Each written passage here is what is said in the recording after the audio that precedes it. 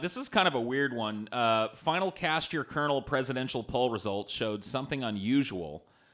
So, for a little background, in Iowa, the Iowa State Fair has this kind of poll where people are allowed to come in and drop a kernel in the jar of the person that they're going to vote for, and it's considered to be an early indicator sometimes in primaries. So, in Des Moines, Iowa, the voting is finished and the corn kernels are packed away for the year.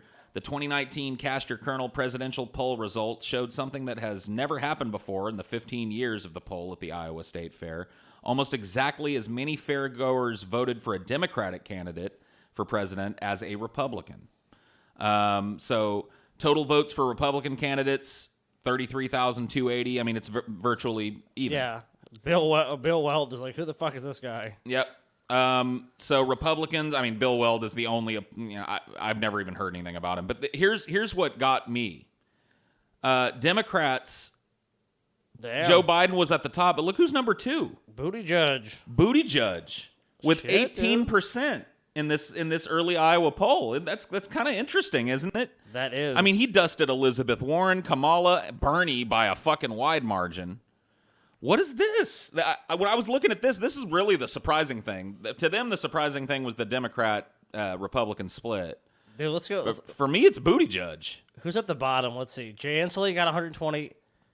Okay. Self Moulton got 60 votes. Bill de Blasio 60. Got 61, yeah. Oh, what's Hickenlooper 115. Where's John Delaney got 277. Now, here's the funny thing. Hickenlooper suspended his campaign last week. So he's not even running, and he managed to get more votes than Bill de Blasio and Seth Moulton. Yeah, he's done. Oh, boy. He's fucking done. But yeah, I don't know. Maybe an early indicator of a run-up on Buttigieg. Maybe some new interest. I mean, there could be. You know what? But this field is still so wide open. I know. It's hard to say. I mean, Joe Biden is 25%, so I mean, he's still in at least a decent position at this point. I mean, which is not unexpected. I mean, the media is propping up Biden still, and most people vote with that, I think. I mean, Bernie having 8%, that is kind of a shock. That's kind of shocking. And look, he's buried under Warren and Kamala. That's Tulsi didn't do too horribly in the grand scheme of things here. No, either. 3% is not bad for this. I mean, Yang got 2%. Just Yang, I mean, didn't even break quadruple digits, so you got to kind of look at that. I mean, he's better than some of these dudes over here.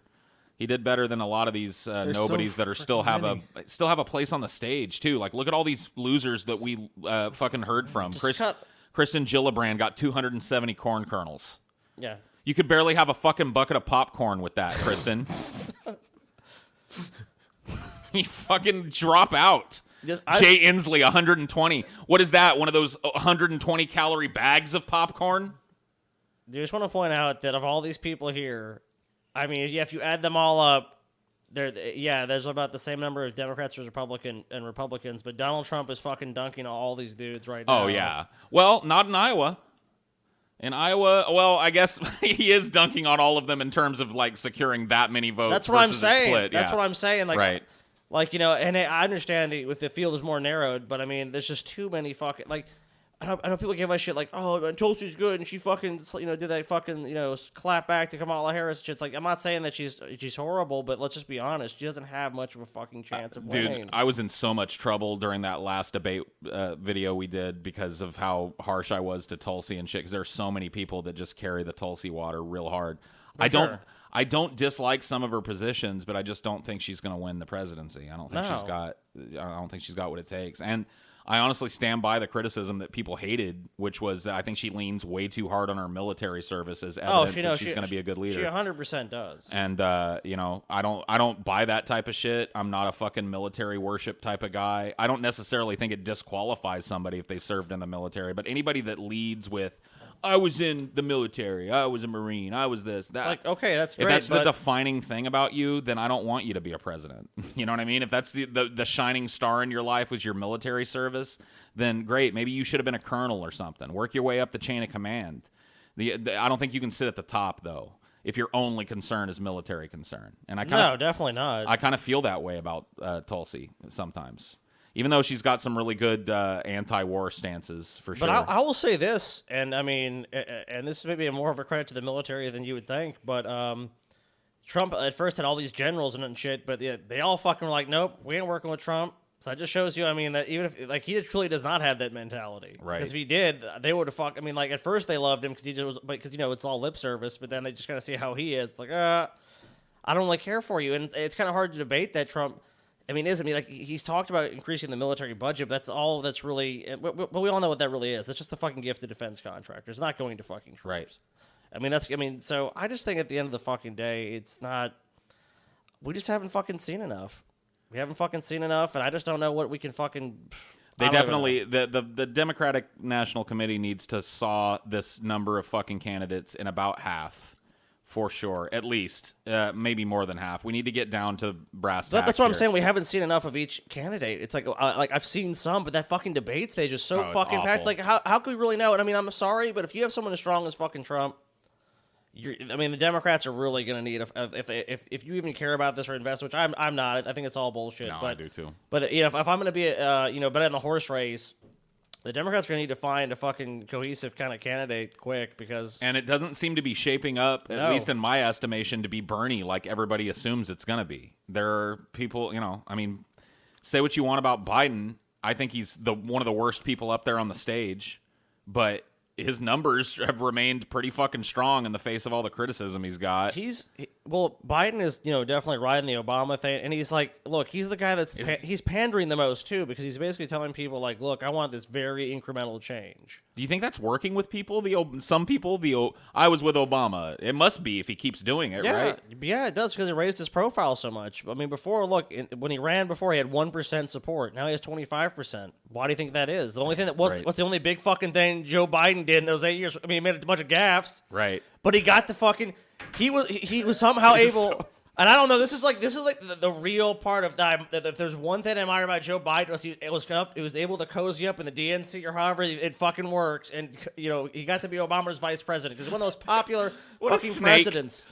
What a total of all snake. Time. I can't believe that people fall for that though, because that's what's reflected in the poll numbers is that people are going, yeah, well, he was with Obama, so I'm with him. Like, is anybody that touched Obama once going to be better than the guy that didn't? Yeah, but I mean, he was with Obama for fucking 8 years. That's right. He was his vice president. That is clout. I mean, that's what I'm saying. Admit, but and he was chummy with Obama. Not only that, there's so many images of Obama doing this to Biden and shit. Yeah, shaking hands with their arms around each other, fucking vacationing together with their families and shit. I mean, obviously Obama's a consummate politician. He's not going to endorse anybody until next year. Of course not. I mean, the only way he would do that is if Joe Biden had 80% of the support. Dude, if he endorses Biden, that's it. Yeah, that's pretty much it. I mean, that's basically the saying the DNC. If Hillary endorses him, whoever Hillary and Obama endorse is going to be 100% the fucking nominee. I don't think Hillary is ever going to endorse Bernie Sanders. I don't know anything about politics. So you can get over that shit. I'm learning from y'all. I would guess that she would endorse either Kamala Harris or Elizabeth Warren. If it came down to it. Yeah, she's definitely going to pick a woman. She wants to shatter that glass ceiling. She wants to have a hand in that. That's what I'm saying. So you're right about that. But I don't know. Is Obama going to go with his buddy? Is he gonna put his arm around Uncle Joe one more time? Obama's gonna fucking go whoever's the fucking winner, dude. Obama's not stupid. Right. He ain't gonna fucking bet on a losing horse. He got elected to be the president twice. He's not a fucking retard. He's not gonna go, yeah, I'm gonna throw my support behind Joe, because if Joe Biden doesn't get the nomination, that's a fucking black eye on his reputation as well. Yeah. Before you go anywhere, if you aren't already coming to our meetup Friday, September 6th, 2019 at the Howling Wolf in New Orleans, Louisiana. Nolan, boy. Oh, my boy. Then what the fuck are you doing with your life? You have two options. You got a $20 option and a $60 option. $60 option is VIP. That means you get to come in like an hour early and chill with us in a smaller group setting. Free booze. Wait. Oh, yeah, that's right. Free booze. For the VIPs, there's free booze. I mean, how do you turn that down? Free draft beer. Free well liquor. Gee willikers, Paul, I just turned 18. I surely can't go, right? No, absolutely you can go. This is an 18-plus meetup, a highly requested feature that I don't know that we've done many. Not 18-plus. We've done a couple. So if you're under the drinking age, you just got to get your I'm a Young Kid band on your fucking wrist, and you can come right in if you're 18-plus. Come on in. You can watch everybody else get drunk and hang out with a bunch of neckbeards. And, lest we forget, this is the time to become a patron. There's more shit on your plate as a Pessimist Productions patron now than at any time in the history. We're about to breach 5,000 patrons, which means... But, Paul, I am a serial killer and murder people for a living. We don't Can I give a still shit. become a patron? Absolutely. Your fucking money spends just as well as anybody else's. Wow. I'm so hungry for content, Paul. Is there lots of content to feast upon? Wow, listen, you could go to the other meager offerings on your plate and on Patreon, or you could come to the fucking buffet. The most fucking content you're going to get from $5 out of any independent creator. And if you want to call me wrong, I challenge you to show me somebody that works harder than these neckbeards to fill your plate with juicy, heaping piles of steaming, cheesy, gravy-covered content week in and week out. In fact, I'll tell you, if we get one complaint from our patrons, it's no more. I can't eat another bite of steaming, delicious content. But you know what? We funnel it down their fucking throats anyway. No, please, Paul, not more content. You eat it, bitch! Come see us in September 6th at the Howlin' Wolf. Link down in the description. Become a patron right now. Link down in the description for that too. Quit living a double life, okay? Come out to your families and friends as a true fucking fan of the best podcast that anyone has ever conceived of, let alone filmed and delivered on a fucking consistent schedule.